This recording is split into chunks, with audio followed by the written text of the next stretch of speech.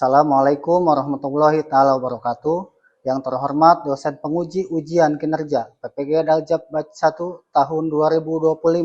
Nama saya Rifki Alfauji SPDI, guru Mapel Akidah Akhlak di Madrasah MTS Malu Pusat Menes, Pandeglang, Banten. Pada kesempatan ini saya akan melaksanakan kegiatan praktek pembelajaran untuk memenuhi ujian kinerja PPG Daljab pada tanggal 19 Mei 2025 dengan mengambil tema pada bab 3 yaitu adab sholat dan dzikir. Untuk lebih jelasnya berikut video pembelajaran yang saya laksanakan. Mohon masukan dan saran agar video pembelajaran saya lebih baik. Terima kasih. Wassalamualaikum warahmatullahi taala wabarakatuh.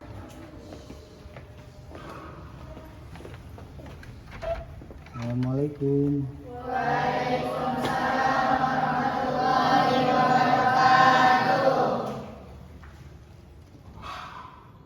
Marilah kita awali dengan bacaan basmalah.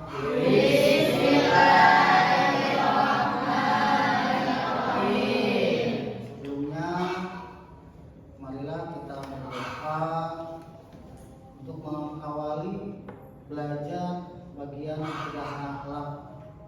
Berdoa seperti biasa dimulai.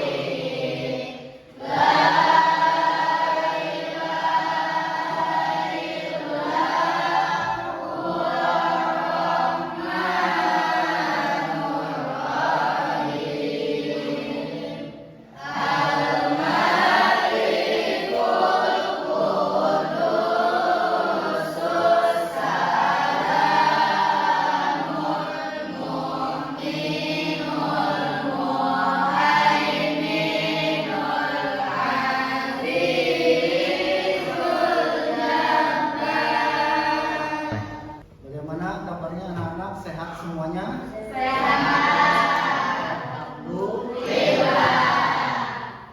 Nah, sebelumnya oleh Bapak di absen terlebih dahulu ya.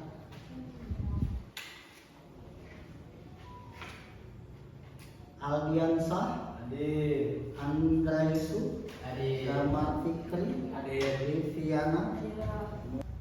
Sebelum pembelajaran kali ini dimulai, ini nanti kita akan membahas tentang adab sholat dan berzikir. Ini Bapak harus ngasih motivasi dulu kepada kalian, karena kita hidup harus selalu semangat hidupnya. Jangan berkecil hati, belajar terus. Ya, ada waktu belajar. Ketika udah lelah, berhenti dulu, main dulu. Nah, di situ belajar lagi. Ada waktu lagi untuk membantu orang tua, silahkan bantu orang tua. Jangan banyak main HP.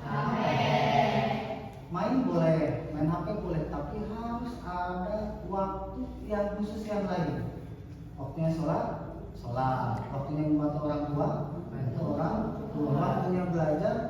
Nah, baik. Setelah ini kita akan mulai untuk pelajaran kali ini, yaitu adab sholat dan dzikir. Ini bab keempat mata pelajaran akidah akhlak kelas 7. Nah, sebelumnya ada yang tahu tentang sholat itu apa?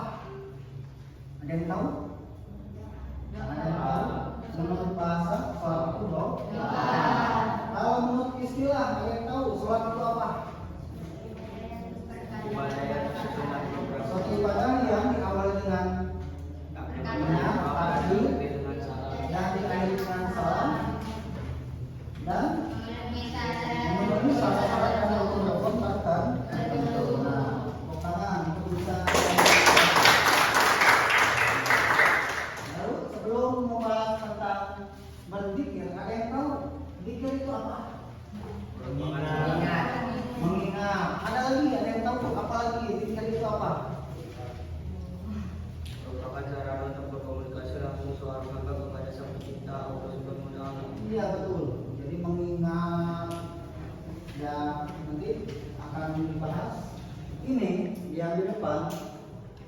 Marilah kita mencermati mana gambar yang sedang sholat, di kanan atau di kiri? Kiri. Ya, itu sedang sholat. Yang sebelah sini?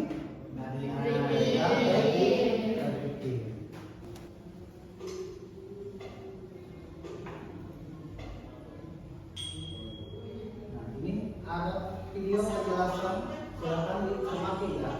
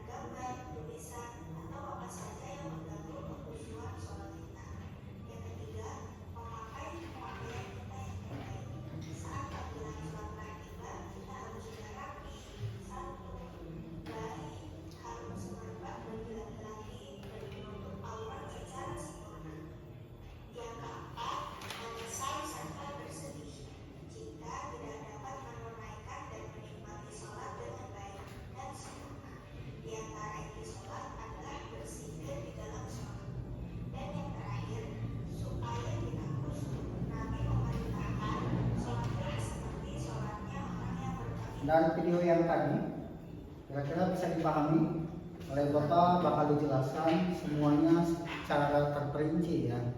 Nah, ini sebelum memulai, ini ada motivasi dari Imam Syafi'i ya. Itu adalah salah satu madhab, salah satu imam madhab di antara 4 madhab. Ada yang tahu? Imam Syafi'i, Imam Hambali, Imam Maliki, Imam Hanafi. Nah, kita di Indonesia ini bermadhabnya Imam Syafi'i. Nah, ada kata-kata motivasi dari beliau. Jika kamu tidak sanggup menahan lelahnya belajar, maka kamu harus sanggup menahan perihnya beban. Karena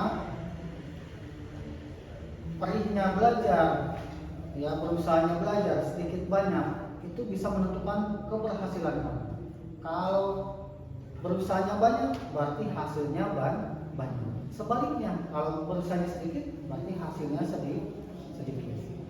Nah, kita akan membahas tentang adab sholat. Sholat itu apa sih? Nah, sholat itu pada hakikatnya adalah bentuk komunikasi antara kita seorang hamba Allah dengan Allah Sang Pencipta melalui sholat. Karena sholat itu sebagai salah satu bentuk tanda syukur kita kepada Allah. Sebelum kita lahir, kita tidak ada yang meminta macam-macam kepada Allah, tapi oleh Allah dikasih paling sempurna semuanya, disesuaikan oleh Allah. Nah, setelah kita udah balik, udah berakal, udah kewajiban apa? Karena hukum syariat agama Islam salah satunya sholat, maka kita wajib melaksanakan sholat. Di sini semuanya rajin sholat 5 waktu? Rajin, alhamdulillah. Selanjutnya adab-adab sholat. Yang pertama, kita semuanya harus menjaga waktu dan batas-batasnya. Ketika ada dikumandangkan, berarti di situ siap-siap untuk melaksanakan sholat. Kalau bisa sholatnya berjamaah, karena sholat berjamaah yang diterima oleh Allah. Sholat berjamaah berapa derajat? Ada yang tahu? 27 derajat. Kalau sholat sendiri, munfarid, itu walaupun khusyuk bagaimanapun hanya 1 derajat. Beda dengan sholat berjamaah. Karena di kitab-kitab kuning yang lain, terutama kitab Ihya Ulumuddin, dijelaskan keutamaan, salah satu keutamaan berjamaah itu diterima sholatnya. Jadi berjamaah itu diterima sholatnya karena salah satu keutamaan sholat berjamaah pasti. Dalam surat Al-Hajj dijelaskan, coba baca sama-sama. Bismillahirrahmanirrahim.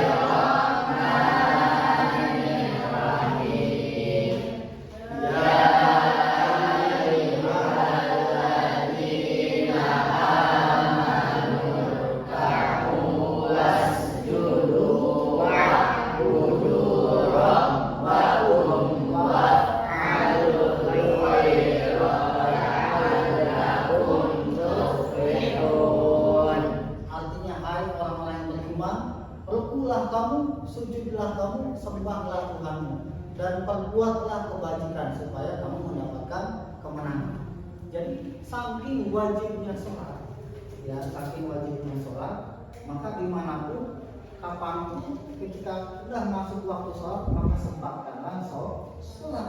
Bagaimana kalau umpamanya lagi di perahu atau di pesawat, itu arahnya rubah-rubah, nggak menghadap ke kiblat. Pertama kamu menghadap ke kiblat dulu. Walaupun udah beres menghadap ke kiblat, udah mulai sholatnya, dari situ walaupun berubah arah perahu dan pesawat, itu nggak apa-apa.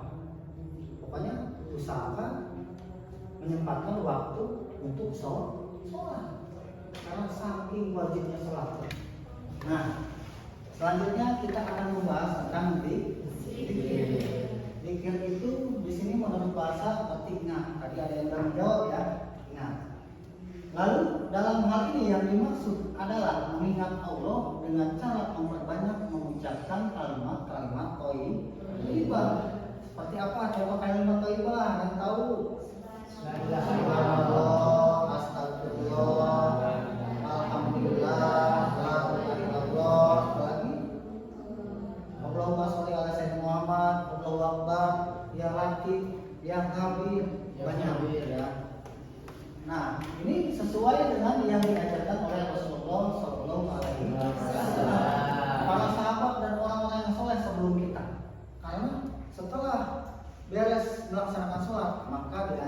untuk berzikir. Dalam ini adalah adab berzikir. Yang pertama, berzikir dengan zikir dan wirid yang telah dicontohkan oleh Rasulullah SAW. Ya, yang kedua, mencoba memahami maknanya dan sudah melakukannya. Umpamanya kamu zikir la ilaha illallah, berarti artinya tiada Tuhan selain Allah. Ini dibaca la ilaha illallah dalam hati dan pikiran, itu artinya tiada Tuhan selain Allah. Tiada Tuhan selain Allah. Dalam hati baca artinya, dalam pikiran bayangin lafaz la ilaha illallah. Itu yang biasa dilakukan oleh Rasulullah SAW. Sama lafaz-lafaz kalimat thayyibah yang lain juga sama seperti itu ya. Nah, ini dalil kita diharuskan berzikir kepada Allah. Wadhkuru rabbaka fi nafsika tadarruan wa khawfatan wa duna jahri minal qawli bil qudwi wal asoli wa la takum minal ghafil. Dan sebutlah nama Allah Tuhanmu dalam hatimu dengan merendahkan dirimu dan rasa takut, dan dengan tidak mengeraskan suara dan di waktu pagi dan petang, dan janganlah kamu termasuk orang-orang yang lalai. Zikir mengingat Allah itu harus dalam sedang membawa kendaraan, lagi membawa motor sambil pikiran bisa, dalam apa melaksanakan kegiatan apapun bisa. Memang malu kalau tasbihnya sekarang udah ada tasbih digital yang kayak cincin dipakai.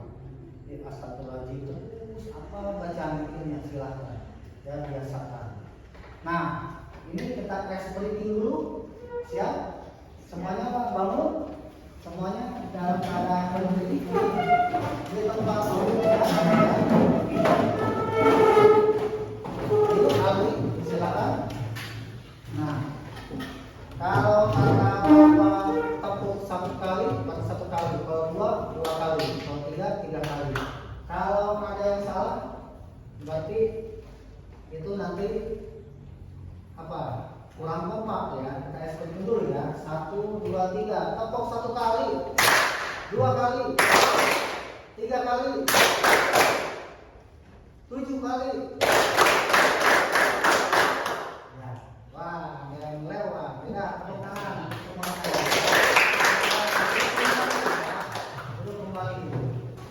Nah, ini dari pembahasan materi tadi ada sholat dan berzikir. Ini ada pertanyaan, kalian silahkan jawab ya.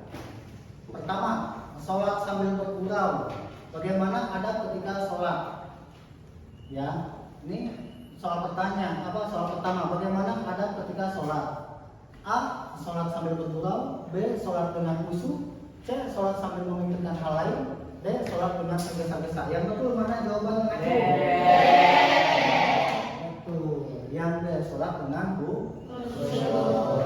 Baik. Setelah ini kita pembagian kelompok. Materi yang tadi Bapak sampaikan akan dikelompokkan, didiskusikan, nanti siap untuk mempresentasikan ke depan. Ya. Jadi silakan dibagi kelompok seperti biasa. Perempuan 2 kelompok, laki-laki 1 kelompok, mejanya dirapikan.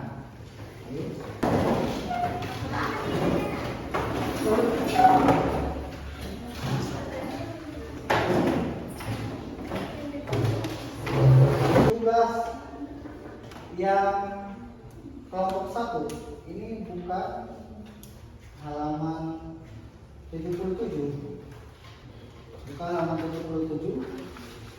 Ada? Ya. Itu nomor 1 ya. Nomor 1.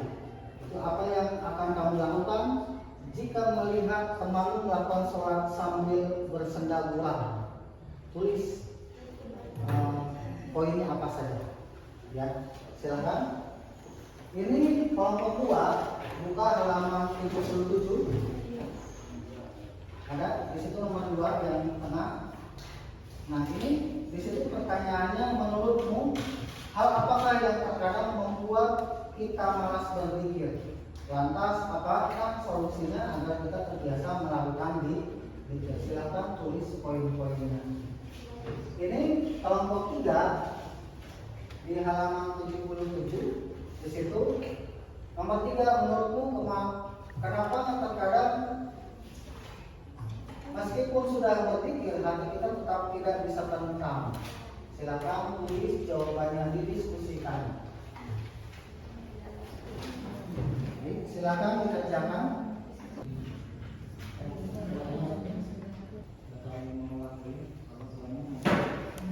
Ya. Belum. Yang kelompok 3 belum. Kelompok 2 sudah? Berarti silakan ketemu jawabannya, mau 1, mau 2, itu yang penting hasil diskusi. Karena hayatul ilmi di mazhab hidupnya ilmi itu dengan muzakarah, dengan musyawarah, ya, dengan diskusi. Kelompok 1 sudah? Nah, berarti di antara kelompok 1 dan kelompok 2 dan kelompok 3 siapa dulu yang mau presentasi ke depan? Kelompok 3? Oke, kelompok 1 dulu silakan. Tadi yang bahan diskusinya itu adalah apa yang akan kamu lakukan jika kamu melihat temanmu sholatnya bercanda. Coba hasil diskusi bacakan. Saya akan memperingatinya karena jika sholat bercanda sholatnya batal. Ya, betul. Tepuk tangan. Temannya lagi sholat berjamaah, kamu jahil, kakinya ditarik. Itu boleh tidak? Ya boleh. Tidak. Kalau melihat kayak gitu tadi langsung kita tegur, nggak boleh. Nanti sholatnya batal, nanti mengganggu ke yang lain. Nah, sekarang kelompok 2 tadi yang harus didiskusikan, menurutmu hal apa saja yang terkadang membuat kita malas berzikir? Lantas, apakah solusi agar kita terbiasa melakukannya? Silakan. Membuat kita berpikir itu kurangnya kebiasaan diri. Ya. Jadi setelah sholat itu kadang malas untuk berzikir, jadi langsung bangun dan semuanya misalkan. Dan juga caranya kita mengingat Allah Subhanahu Wa Taala. Ya. Jadi kurangnya kedekatan diri kita pada Allah Subhanahu Wa Taala. Dan untuk pembiasaannya agar kita dapat membiasakan untuk berzikir itu dengan sering-sering memperbanyak mengucapkan kalimat-kalimat thayyibah, seperti saat melihat hal yang berwarna kita mengucapkan subhanallah atau masya Allah. Ya, tepuk tangan. Sekarang kelompok 3 tadi poin yang harus didiskusikan, menurutmu kenapa terkadang meskipun sudah berzikir hati kita tetap tidak bisa tentram? Hasil diskusinya bagaimana? Zikir yang dilakukan seorang muslim haruslah menimbulkan bekas pada hati dan jika laku kesehariannya. Apabila hal tersebut tidak dilakukan, zikir hanya akan menjadi kata-kata tanpa makna dan pengaruh bagi pelakunya. Ya, betul. Tepuk tangan.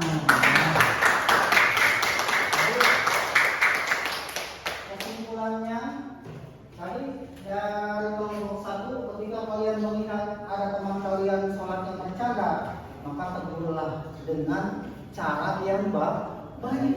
Nah, boleh, ayo bareng-bareng kita sholat khusyuk. Ini mah kita sedang menghadap Allah. Yang tadi yang kedua, yang kelompok 2, ini hal yang terkadang membuat kita malas mikir, itu harus dibiasakan. Ya coba dulu, karena ibadah itu harus dipaksakan. Kalau dari paksakan nanti di kelas mah ikutin.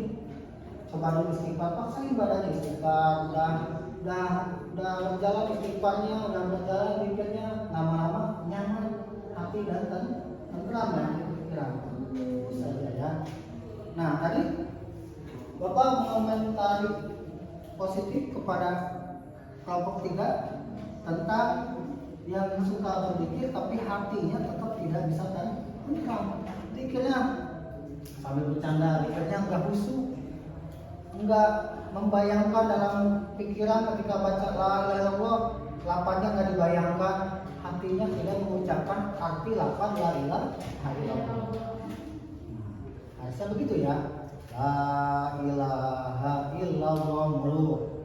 Di sini membayangkan lafaz la ilaha illallah. Dalam hati membaca arti lafaznya tiada Tuhan selain Allah. Tepuk tangan untuk semuanya. Tambahan pengetahuan lewat video berupa kartun tentang adab sholat dan zikir. Ini silahkan kalian saksikan ya.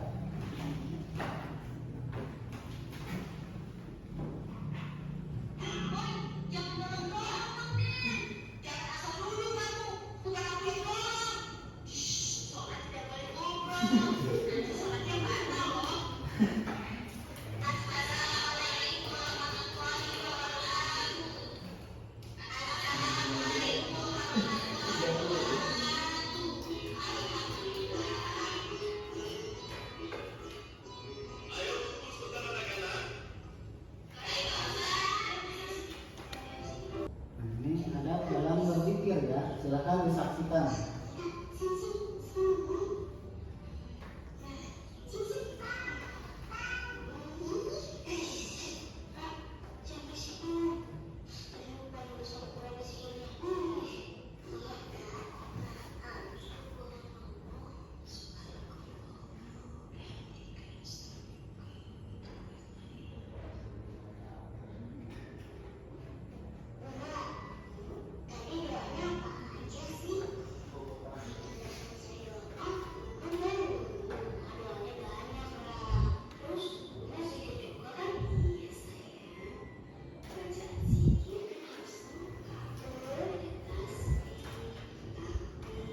Nah, dari video tambahan ini bisa disimpulkan, jadi sholat juga harus beneran khusyuk, membatasi gerakan yang bukan masuk ke dalam gerakan sholat.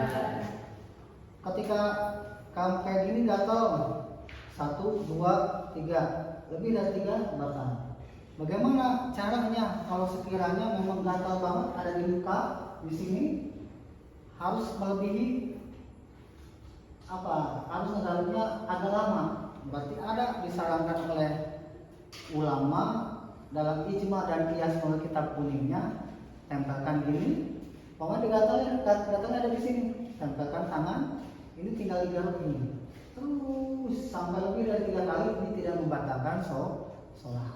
Beda kalau gini, batal, gini batal. Ya, atau ada yang sholatnya goyang-goyang gini, batal. Ya, ada sisa makanan, makan telan, batal. Sholat sambil minum, batal. Sambil bicara, ya bukan bacaan-bacaan dalam sholat, tapi bicara ngobrol, batal. Nah, makanya harus menjaga sholat jangan sampai batal gara-gara hal-hal yang sepele. Baik. Ini pertemuan yang akan datang kita lanjutkan dengan materi dan bab yang kelima. Mudah-mudahan hari ini kita semuanya diberikan futuh oleh Allah. Amin. Semua yang telah dipelajari hari ini. Tetap semangat jalani hidup, karena hidup ini harus disemangati. Kalau tidak semangat, karena belajar itu tujuannya untuk mencari Allah dan untuk menghilangkan kebodohan yang ada di badan kita. Ya, mungkin cukup sekian pertemuan kali ini. Wallahu muwaffiq ila aqwamit thoriq. Wassalamualaikum warahmatullahi taala wabarakatuh.